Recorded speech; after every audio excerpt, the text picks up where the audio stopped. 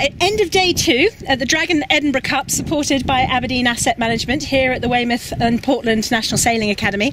I'm with Gavia Wilkinson-Cox of Jerboa, winner of today's second race, and her lucky mascot Holly Dog, and with Rob Campbell, who was the winner of our first race today. Rob, we've had a very interesting day on the water, quite a hard work day for you all. Talk us through that first race. Well, there were lightish airs and we felt the course was fairly square and couldn't see any advantage either way, and we were amazed that most of the fleet just all got together at the committee boat end. So we decided we want to start it in clear air on our own, and we just kept to the left of the main body of the fleet, and I think we started more or less in the middle of the line, maybe a little bit to the left of the middle, and we were on our own. And we went out on starboard, and then when we tacked onto port, we crossed the whole fleet. We couldn't really work out what the reason was. We felt there was something tidal, although the people at the Windward Mark who I've spoken to said that they couldn't really discern any tidal effect at all. So maybe there was a bit of wind bend, but we certainly couldn't see it on our compass. So we had a very clear air right from the start, which actually obviously helps, because I think there must have been a lot of argy-bargying going on near the committee boat. Yeah, I mean, Gavia, you were perhaps more involved in that. What was your take on it? We were also out more or less to the left side, not as far left as Rob. We felt there was a little bit more pressure out there, so right, possibly yeah. It was that. And I mean, Rob did really well right far out on the left. We had a bit of an incident at the weather mark and tried to get in where we shouldn't have done, so ended up having to take 2 penalty turns. A little bit of ballet pirouetting at the weather mark, which delayed us a bit in our progress. But we managed to pick up a bit further on through the race, but not enough. And Rob had a very fine win.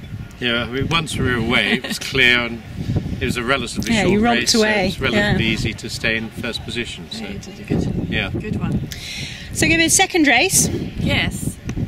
Well, we had 3 starts really. We went off on the third start. The first 2 we attempted to start at the committee boat end, and then when it came to and there were APs and delays, a bit of delay in between. And the third start we detected fairly significant wind shift, enough to take us down to the other end of the line. So we started down at the committee boat end, and it was a black flag start. So people were very cautious about the start, and they were way off the line, and we were still cautious on the line, but ahead of everybody. We came down on a reach with speed over the top of a load of people towards the pin end, and started really on our own, but still shy of the line. We were still well cautious of the line, and so really we got away cleanly and quickly, clear air, and we had a bit of a tussle sort of 2/3 of the way up the beat, and had a close tack with Laurie, and I thought, gosh, I'm going to have to buy them beers, but and then we rounded first, and we managed to stay ahead and actually pulled our lead out, I think, quite considerably, certainly by the time we got to the last leeward mark round. Yeah, I mean, that first leeward mark, that was still pretty tight at that first leeward mark with Mark Dicker and with Mark. Was it Mick the other? Yeah, it was an Irish benefit day at one point, wasn't it? Yes, was. 2 Irish boats were up there, and I think that Mark Dicker was incredibly fast downwind, and close. That was quite a close rounding, but there's a bit of a tidal gate beginning to develop there, so we began to stretch our legs a bit and pull out on that, and managed to stay ahead. And on the second run, Laurie was incredibly fast downwind and gave us a lot of concerns on that, but we again rounded more of a tidal gate this time, stayed ahead, but in fact they closed on us a lot on the final beat. I think we got a little bit complacent, actually, to be perfectly honest, and they finished, I think, about 30 plus seconds behind us, something like that.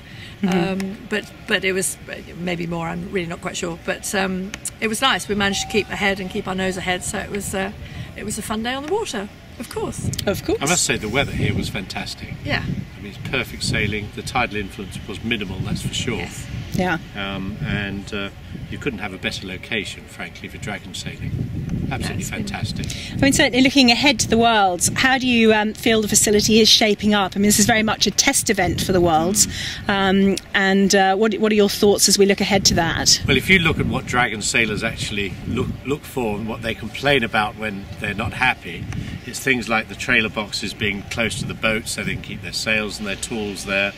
I mean, you've got good mooring for the boats, you've got good facilities, plenty of space for trailers.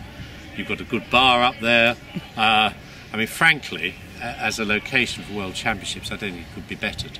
It's fantastic. And last but not least, of course, the sailing waters, you know, with the effect of Portland Bill taking away the strength of the tide, giving almost a tideless area, and it's a big tideless area. Yeah. It couldn't be bettered, frankly. It's amazing.